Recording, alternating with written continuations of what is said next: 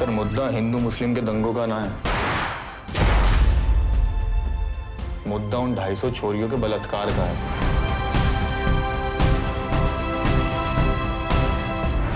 कि उन सब लड़कियों की नंगी फोटो किसी ने अपने फायदे के लिए पूरे शहर में बांट दी थी, और जिसके हाथ भी वो फोटो लगती सब उनको ब्लैकमेल करते और उनका रेप करते थे।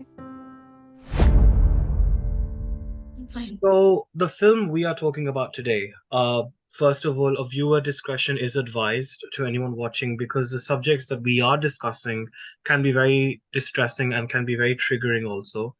But I'm delighted to be joined by director Pushpendra, actors Sumit and Karan. So, a warm welcome to all of you, and thank you so much for bringing us a film like Ajmer 92. Wonderful. तो पुष्पेंद्र जी, मैं आपसे शुरुआत करूंगा।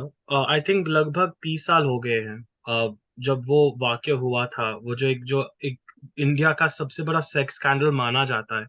अभी तक वो chapter अभी भी बहुत अधूरा है।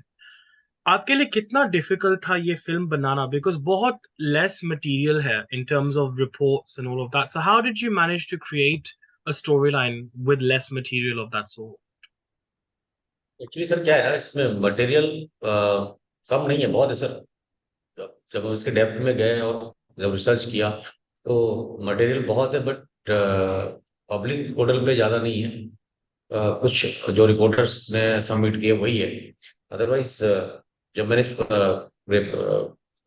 बारे में जाना, इस कांड के बारे में कि इतना बड़ा एक्चुअली स्कैंडल हमारे देश में हुआ और हम उसके बारे में बात भी नहीं करते, जानते भी नहीं है। बात करना तो दूर की बात, जानते भी नहीं है। तो मुझे बहुत वो लगा कि नहीं, मुझे ये फिल्म करनी चाहिए, मुझे ये बात दुनिया तक लानी चाहिए। फिल्म की छोड़िए, दुनिया तक ये बात लानी चाहिए, लोगों को इसके बारे में जानना चाहिए। एंड फिर उसके बारे में रिसर्च करना, लोगों से मिलना, और फिर बहुत सी ऐसी चीजें हैं जो एक्चुअली हमारे पास लिखित में नहीं है, पर तथ्य उसके हैं, रूप से हैं कि भाई ये चीजें इतनी हुई थी, 250 लड़कियां। इवन आंकड़े तो और ज्यादा भी है सर, मतलब नियर अबाउट 1000 गर्ल्स का आंकड़ा है। ठीक है, 87 टू 92 के बीच में। बाकी ऑन रिकॉर्ड तो ऑब्वियस बहुत ही लिमिटेड आपके पास प्रूफ्स है। तो लोग हमेशा फैक्ट के बारे में ज्यादा बात कर, मतलब जो प्रूफ होता है उसी की ज्यादा बात कर, और जो सच्चाई है उसको भी इग्नोर कर देते हैं। भाई पेपर में 2 लिखा है तो 2 ही होगा, बाकी तो जिनके साथ हुआ उनसे तो कोई मतलब ही नहीं है, हमें जाने दो, हो गया होगा उनके साथ। तो ये लोगों की सोच है सर। तो बट ये था कि हाँ, ये फिल्म के जरिए हम चाहते हैं कि लोगों तक ये बात पहुंचे और लोग जाने। एंड जो विक्टिम्स आज भी फाइट कर रही है, तो लोगों को उनके सपोर्ट में आना चाहिए। जी, जी। तो शायद हो सकता है फिल्म देखने के बाद लोगों को लगना चाहिए, लगे कि नहीं यार, वो वाकई उनको जस्टिस मिले और उनके साथ में खड़े हो। बस यही उद्देश्य है फिल्म को बनाने का।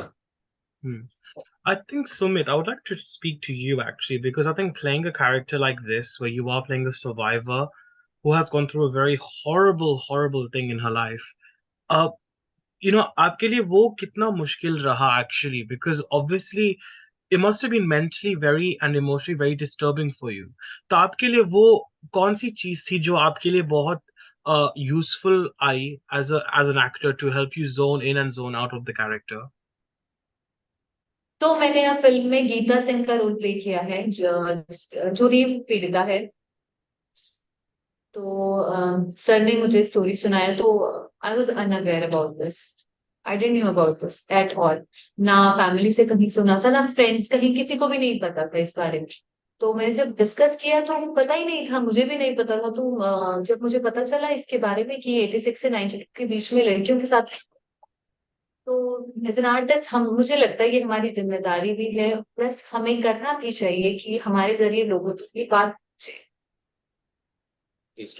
हाँ, डिफिकल्टीज ये आई थी ये करते वक्त कि जहाँ पे मुझे रेप पीड़िता का किरदार निभाना है। तो हाँ, इंडिविजुअली पर्सनली मेरे ऊपर सिर भी आया था। मैं 2-3 दिन ऐसे थोड़ा ट्रॉमेटाइज्ड फील कर रही थी, अलग कि मेरे साथ क्या हो गया। वो सीन शूट करने के बाद कि अरे मेरे साथ क्या हो गया, कि दूर रहो मुझसे, ऐसे क्या करवा दिया टाइप्स। तो हाँ, पर्सनली बहुत मैंने फील किया उसको, तो मैंने फील किया उसके बाद मैंने जब नॉर्मली मुझे लगा हम तो सिर्फ एक्ट कर रहे हैं, बाकी उन लड़कियों के साथ में क्या क्या बीता था। तो उन लोगों ने पता नहीं कैसे मैनेज किया, आधों ने बोला आधों ने नहीं बोला, आधी आधी लड़कियां हार गई भाई, या सुसाइड कर लिया उन्होंने। तो हम तो चलो बोल लेते हैं, अभी 2023 हम बोल सकते हैं, राइट, और हम बोलते भी हैं। बट उस टाइम पे तो लड़कियां पढ़ाई भी करने जा रही है, तो बहुत बड़ी बात होती है जी। कि उस टाइम पे लड़कियों ने कैसे क्या किया होगा पता नहीं। तो उस दर्द को मैंने महसूस किया, और उस किरदार को मैंने जिया, गीता सिंह को। और उन लड़कियों के दर्द को ही हम सामने ला रहे हैं इस फिल्म के जरिए। और it was made with pure intention कि उन लड़कियों के दर्द को हम दिखाएंगे, तो इस इंटेंशन के साथ बनाई गई है ये फिल्म। आई होप लोगों को वो दर्द समझ आए। हम्म। एंड मैं देख रहा था कि कुछ वीडियोस जिन पे इस केस के ऊपर बनाए गए थे, and it almost seems like वो जो परपेट्रेटर्स थे वो उस बात पे ज्यादा कैपिटलाइज कर रहे थे, उस बात पे that oh if you know it's about leaking about sex being taboo, specially at that point in time. See आज हम बात कर रहे हैं, लेकिन at that point they were using what was considered taboo then as a way to harass them and as a way to inflict pain on them. So do you think what can be done actually, maybe Sumit, I think as a woman of today, what do you think can be done to make the place safer for women? I mean, even if we look today, this whole Manipur violence that's happening, it's absolutely disturbing. So how do you think we as a society can change and perhaps provide a safer space, especially for Indian women? Actually Indian womens, मुझे लगता है being an Indian girl कि हम लड़कियां ना बात नहीं करती हैं। हमारे साथ कुछ गलत होता है तो हम बात नहीं करती, क्योंकि हमारे पेरेंट्स चुप करा देते हैं हम। और इस फिल्म के जरिए भी इवन जो अभी इंसिडेंट्स हो रहे हैं, तो मुझे लगता है कि अगर आप कुछ गलत होता देख रहे हैं तो उसका स्टैंड लीजिए उसके लिए, ना कि आते जाते सिर्फ देखिए, गलत के भागीदार ना बने। और इस फिल्म के जरिए हम ये बताएंगे कि पेरेंट्स, इवन पेरेंट्स को भी, कि अपनी बेटियां कुछ कह रही हैं, उसको समझो, ना कि उनको चुप करके बिठा दो। हाँ, हाँ। exactly. So No, I agree with that. Totally agree with Indian that. Parents को ये समझना होगा अपने बच्चों की बात सुने में। Hmm. And I think that's something which has been going on for a while. It's almost like chup kara dena, but actually sometimes chuppi हमारे विपरीत जाती है, ना कि हमें support करती है. And I think that's something which is very important. I think Karan, I would like to speak to you about your character as well, because आपका character बहुत अहम है इस बात पे, जो एक support की तौर पर इन लड़कियों की मदद करने की कोशिश करते हैं। आपके लिए ये जो एक एक किरदार था, कितना इंसाइटफुल था आपके लिए वो प्ले करना, और आपके भी दिमाग में काफी हावी हो गया होगा because of the nature of the subject you are exploring. ये स्टोरी नरेशन के बाद आपको कि मैं एक्साइटेड हो गया था, मेरी पर्सनैलिटी के अपोजिट है करेक्ट। बट जी। जब मैं एक्साइटेड था करने के लिए, तो ड्यूरिंग द प्रोजेक्ट सर जब हम इसका मेकिंग कर रहे थे, तब वो चीजें जब पता चलती रही कि मतलब लड़कियों के साथ जो हुआ है वो तो गलत हुआ है। आप एक ट्रेलर में देखती हैं एक फैमिली जब आती है रिपोर्ट से पूछने के लिए कि दिखाओ ये फोटो देख के बताओ हमारी उस वाली बहू का तुम्हें रेप नहीं हुआ। मतलब भाई एक अजमेर शहर में इस कदर चीजें वायरल हो चुकी थी कि वहां लड़कियों की कई सालों तक शादी नहीं हुई जी। इस चीज को लेकर। तो वो देख के मतलब लगता था कि यार ये इतनी मतलब इंडिया के अंदर इतनी बड़ी चीज इतने टाइम से दबी हुई है, मतलब इतनी बड़ी चीज है। मुझे भी तब पता चला था जब सर ने नरेट, ये तो मुझे भी नहीं पता था। तो उसके साथ थोड़ा सा रिपोर्टर जो करेक्टर मैंने प्ले करा उसके साथ थोड़ी कनेक्टिविटी थोड़ा सा मैं तो बहुत अच्छे समझने लगा जब ऐसी चीजें सामने आने लगी। तो हाँ, बाकी टीम अच्छी मिली थी सर, इन्वायरमेंट अच्छा मिला था तो हम अच्छे से काम कर पाए। एंड आई थिंक वो जो एक सब्जेक्ट है वो काफी हद तक यूके में एक ऐसा वाकया हुआ था ग्रूमिंग गैंग्स को लेके, जहां पुलिस ने एक्चुअली एक एक्शन नहीं लिया था जस्टिस के लिए, बिकॉज दे वर अफ्रेड कि कोई कम्युनल डिसहार्मनी हो जाए। और अगर 1992 की बात करें तो तब तो कम्युनल डिस्प्यूट्स तो काफी हद तक थे उस वक्त। And I think ये film भी वो address भी करती है वो जो communal disharmony और how you know this whole incident was suppressed due to not upsetting a community. Um, I mean, I think how responsible I think Pushpinder ji did you have to be उस बात को you know मद्देनजर रखते हुए कि हाँ ये सिर्फ जो vicious nature of these people को दर्शाना है ना कि किसी धर्म पर या संप्रदाय को चोट पहुंचाना। कम्युनिटी को टारगेट नहीं किया। नहीं सर, किसी कम्युनिटी को टारगेट नहीं किया। और इस चीज को बहुत जब ये फिल्म लिखी गई थी तो बहुत माइंड में ये चीज को रखी गई थी कि कल को कुछ भी ऐसा इशू या ऐसा मुद्दा नहीं होना चाहिए कि लोग इसको रिलीजियस से रिलेट करें। और क्योंकि बिकॉज क्राइम और क्रिमिनल का कोई मजहब धर्म नहीं होता, जी कोई धर्म मजहब नहीं होता सर। ठीक है, क्राइम क्रिमिनल क्रिमिनल होता है। ठीक है, तो और हमारा वही था कि एक्चुअली बिकॉज अजमेर में ख्वाजा गरीब नवाज जी का दरगाह बहुत पवित्र स्थान है। जी और वहां पे और वो अगर हम ये फिल्म बना रहे हैं तो कहीं ना कहीं ये बात उठेगी। और ये सबको पता है कि वहां से जुड़े जो लोग थे उन्होंने ही ये क्राइम किया, बट वो क्रिमिनल है, ना कि उसका दरगाह से कोई रिलेशन है। ठीक बिल्कुल है, दरगाह से रिलेट करना किसी क्रिमिनल को, चाहे वो कोई भी ऐसा ना हो, तो वो गलत बात है। उसको हमें उस एंगल से नहीं सोचना चाहिए। और सर सबसे बड़ी बात, चाहे वो लड़की किसी भी धर्म मजहब की हो, वो एक लड़की है, उसको जस्टिस मिले, उसके साथ जो गलत हुआ, ठीक है, उसे उसकी पेन को समझ लो। और दूसरी बात, दोबारा कभी ऐसा ना हो, चाहे कोई भी रिलीजियस धर्म के लोग हो, एक नारी का सम्मान करें, एक स्त्री का जो सम्मान है, जो उसे मान सम्मान मिलना चाहिए, जिसकी हम सिर्फ बातें करते हैं सर, सिर्फ बातें करते हैं। और जो घटनाएं हमारे सामने हो रही है और हम देख रहे हैं तमाशा, उससे लगता नहीं कि हम एक्चुअल मानते भी हैं इस चीज को। ठीक है, तो कोशिश है सर कि लोगों तक ये बात पहुंचे और शायद उनको समझ में आए, लड़कियों का पेन देख के नहीं, कि बहुत करीब से मैं दिखाना चाहता हूँ उनको वो तकलीफ, पेन, और जस्टिस के लिए खड़े हो, और आगे चल के किसी के साथ और गलत ना हो। और कभी भी कोई भी ऐसी घटना को, चाहे वो किसी भी रिलीजियस ने वो क्राइम किया हो, ठीक है, उसको एक क्रिमिनल के अंदर नजरिए से देखा जाए, ना कि उसको किसी रिलीजियस को टारगेट बनाया जाए। या तो हमने इस चीज को बहुत ध्यान रखते फिल्म बनाई है। and I'm glad you mentioned this, but you know आपने I'm glad आपने क्लियर किया, but you know उसके बावजूद हमने बहुत सारे वाकये देखे हैं, बहुत सारी फिल्में रिलीज हुई है ऑब्वियसली अजमेर 92 से पहले, चाहे वो कश्मीर फाइल्स ले लो या 72 हूरे या अभी हाल ही में केरला स्टोरी आई थी। लोग उसको एक प्रोपेगेंडा फिल्म के ब्रांड कर देते हैं, उसको वो करार देते हैं कि वो एक प्रोपेगेंडा फिल्म है, ये किसी और आपने अभी you know I am glad you clarified that, but how prepared are you अगर कोई पॉलिटिकल बैकलैश हुई उस लेवल की, जहां आप जिस फिल्मों के बारे में बात की, अगर उस लेवल की बैकलैश अगर हो, आपकी कितनी तैयारी है उस चीज के लिए? उसकी तैयारी है सर हमारी, क्योंकि हम जो भी डॉक्यूमेंट्स हैं, जो भी प्रूफ्स हैं, वो हमारे पास है कि भाई ये कोई प्रोपोगंडा नहीं है, ये हकीकत है, ये सच्चाई है। और फिल्म में भी हमने वही जो चीजें दिखाई हैं वो वही डॉक्यूमेंट्स में भी है। तो इसके लिए हमारे पास जवाब है हर किसी के लिए, तो वो जवाब हम दे सकते हैं कि। और बाकी हर किसी का कहते हैं ना सर, फ्रीडम ऑफ स्पीच, तो उसमें कोई कुछ भी बोलता है। और बहुत सी चीजें ऐसी होती है कि लोगों को पता भी नहीं होता, और लोग कुछ भी अपना मुद्दा बनाने का काम करने लगते हैं और इस तरह से प्रोपोगंडा बना देते हैं फिल्म को।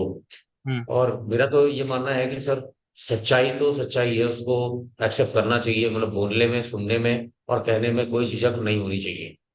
जी तो चाहे वो केरला स्टोरी हो, चाहे वो कश्मीर फाइल हो, ये फिल्में भी कहीं ना कहीं एक सच्ची घटना को दर्शाती है।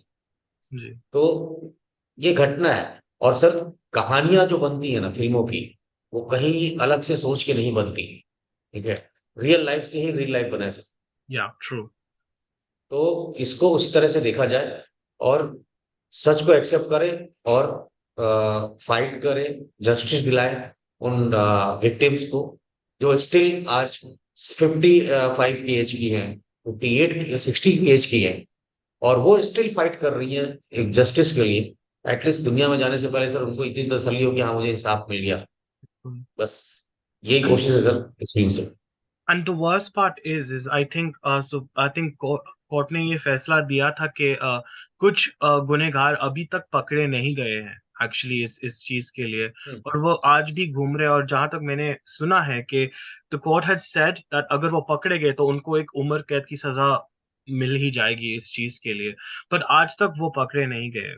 So sir, where does the fault lie, do you think, in terms of this whole case? I mean, वो फिल्म से थोड़ा अब केस में मैं जाना चाहता हूँ, बिकॉज आपने ये पूरा डेडिकेशन इस फिल्म पे लगाया है, तो आपके हिसाब से वो क्या चीज है जो अब इंसाफ मिल सके इन लड़कियों को जिनका जिंदगी तबाह हो गया है? So many people have lost their lives because of this.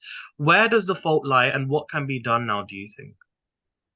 क्योंकि सर क्या होता है, ये केस वीक पड़ने का रीजन सिर्फ इतना था कि जो बाकी विक्टिम्स थी वो बाद में पेशी में नहीं आई। सिर्फ एक दो लड़कियां थी जो फाइट करती थी। तो हो सकता है कि आज जो फाइट कर रहे हैं उनके आज और उनके सपोर्ट में जब लोग खड़े हो, तो कुछ जो चीजें जो मतलब कानून तक भी नहीं पहुंच पा रही, तो हो सकता है कानून तक पहुंचे और फिर जस्टिस मिले, कानून को भी आसान हो अपने जस्टिस देने के लिए। क्योंकि हर हमारा लॉ ही तो वही है ना सर, कि जो सबूत है वही, जब उसी के यहाँ पे जस्टिस होता है। तो लोग सामने आ नहीं रहे हैं, तो हो सकता है कि लोग सामने आए तो कम से कम जो इस केस का एक फाइनल एक जजमेंट आ सके, जी। कहते हैं ना फाइल क्लोज, वो हो सके। हाँ। तो तभी तो हो सकता है कि भाई ये फिल्म देखने के बाद लोगों को लगे कि नहीं यार, उनको भी बोले कि नहीं तुम्हें हिम्मत करनी चाहिए, ठीक है चलो हम तुम्हारे बच्चे हैं या हम तुम्हारे परिवार है, हम तुम्हारा सपोर्ट करेंगे, चलो लड़ो फाइट करो। उस टाइम सिचुएशन कुछ और था, आज कर सकते हो। तो हो सकता है कि ये केस जल्दी क्लोज हो जाए। जी। तो आई नो आप लोगों को बहुत देर हो रही है, बट मैं एक लास्ट सवाल आप तीनों से पूछना चाहता हूँ, वो एक ही सवाल है। And I think it's more about the entertainment industry currently, जो एक फेज चल रहा है, जो एक शिफ्ट हुआ है हिंदी फिल्म इंडस्ट्री में। आई थिंक अब हम एज इंडियंस वो एस्केपिज्म नहीं ढूंढ रहे सिनेमा में। चाहे मैंने जो दो फिल्में की बात की, Kashmir Files, Kerala Story, we had Mrs Chatterjee versus Norway, we had Siya, Banda, so many of these films, Scoop also the series, बहुत सारे ऐसे टाइटल्स हैं जो महिलाओं के ऊपर जो प्रेशर आता है, the sort of the sort of discrimination they face in society, उस बारे में चर्चा हो रहा है अब। डू यू थिंक हम ऐसे वक्त में आ गए हैं जो एक्चुअली एक इंडिक रेवोल्यूशन है हिंदी सिनेमा में? Because what it is actually focusing हम कहाँ पर गलत गए हैं as a society. So do you think you are now living in a renaissance, a new age of Hindi cinema as well? I'm going to begin with you, Sumit, then Karan, and then Pushpinder, so we'll end with you. Kashmir Files, Kerala story, 72 पूरे जो आई film, अभी कश्मीर 92 आ रही है, तो exactly हमारी Hindi cinema भी accept कर रही है कि ऐसी ऐसी घटनाएं होती हैं और हमारे देश को पता होना चाहिए इस बारे में। सो एग्जैक्टली हमारा हिंदी सिनेमा भी इम्प्रूव हो रहा है और एक्सेप्ट कर रहे हैं चीजों को। Right. And as an actor for you, Karan, एक ऐसे फेज में आना आपके लिए कितना एक सबक है, आई एम श्योर, बट उसके लिए उससे ज्यादा आप कितना, आपका अवेयरनेस कितना बढ़ गया है आप में खुद में अब? अवेयरनेस हम्म। बहुत ज्यादा।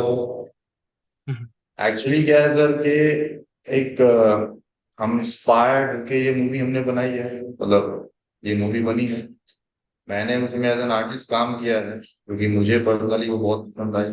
और जिन मूवीज की आपने बात करी है लोग एक्सेप्ट कर रहे हैं, अभी देख रहे हैं, शायद पहले भी बनी होंगी, आई डोंट नो, शायद इतना रिस्पॉन्स नहीं मिला होगा, बट आज लोग देख रहे हैं, बात कर रहे हैं, बना रहे हैं। बट अगेन हमारी ये इंटेंशन नहीं थी कि इस तरीके की मूवी बनानी है, क्योंकि मतलब इससे पहले जो मूवी केरला स्टोरी या कश्मीर फाइल हिट हो गया इसलिए हम ये बना रहे हैं, ऐसा नहीं था, क्योंकि हम इसका शूट कश्मीर फाइल से पहले स्टार्ट कर चुके थे, जी। इसको काफी टाइम लगा। तो वो इंटेंशन एक रियल मतलब केस था, तो वो लगा सर ने जो लिखा था उसके अकॉर्डिंग की ये चीजें आनी चाहिए बाहर, पता चलना चाहिए, देन उसके अकॉर्डिंग। मतलब सर हमारे बॉलीवुड में भी ऐसी फिल्मों को एक जगह मिलने लगी है और लोग सपोर्ट करने लगे हैं। डायरेक्टली नहीं, डायरेक्टली सही, बट सपोर्ट करने लगे, जिसकी वजह से आज फिल्में थिएटर्स में अच्छे लेवल पर रिलीज हो रही है और लोगों तक पहुंच रही है।